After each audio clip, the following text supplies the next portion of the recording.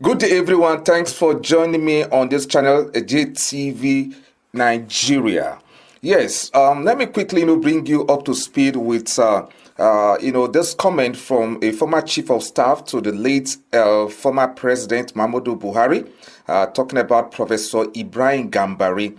Now, a former chief of staff to the late ex-president Muhammadu Buhari, Professor Ibrahim Gambari, has revealed how members of the president's inner circle often bypass him to secretly send memos to the head of state. Recall that during the Buhari days, there was this issue of cabals. Yes, very popular phrase being used then, that there are some people who are very close to the president, who will take memos to him, who will influence him. In fact, sometimes he may not even know what is happening in his government. So speaking on Channels Television, Professor Ibrahim Gambari has now revealed, that,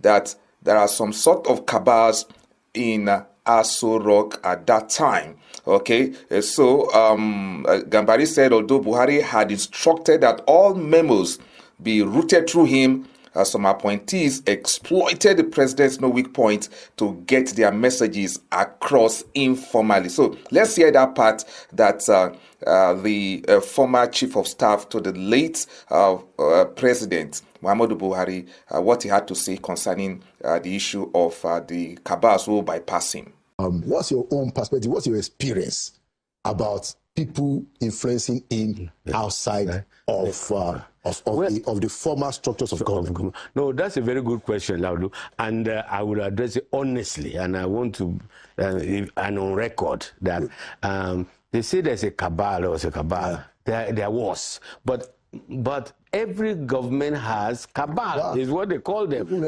Every family has cabal.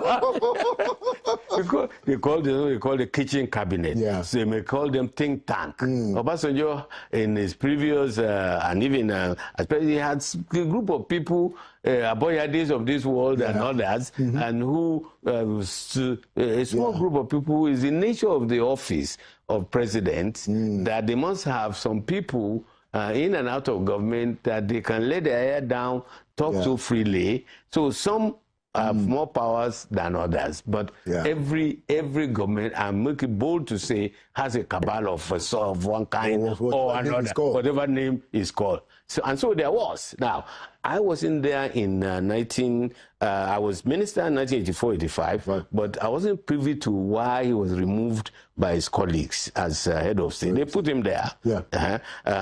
But one of the reasons I'm told, and I have to qualify, I'm just told, was that they were resenting, the military people were resenting the fact that President Buhari was now getting a lot of, the head of state Buhari was getting a lot of advice and second-guessing decisions of government, of his military colleagues, the Supreme Military Council. To be honest, I don't know whether that's fact or not. I wasn't privy to it. But for me though, it's and I want to really emphasize this. They may have influence. Sometimes those so-called exaggerate their own influence. They know with Buhari, they know their limits. So go and check. They know when not to push him. But they know him well as a human being. They know his weak moment. They know his strong moment. They know when to smuggle. And those things are very, very significant. Because you can make a move where you say that, okay, there's an opportunity. And then they will just, because they know him, they interact with him informally. Let me also even put something again on record. When I came as chief of staff to the president, he made a statement. Public, he said, all memos must go through the chief of staff before coming to him. By the way, even the vice president, to his credit, almost passes all his memos through me. I know. And several ministers. But there are people who still got their memos behind, you know, and you this was part of this complexity of the president too. Is the one who said it, but still some people find ways to because because they know how they know the weak point, they know who to use and it never stopped them.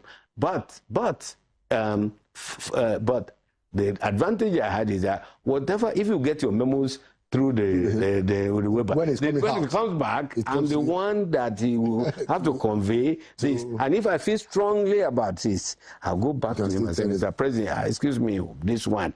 Now, you have to pick your battles. Yeah. Because you're not president. And you can't fight every decision that comes without your knowledge. What a revelation, I must say. Okay, please don't forget to subscribe to this channel and also hit the notification button so that each time we post any content here on JTV Nigeria, you'll be notified immediately. Thank you very much for watching and see you soon.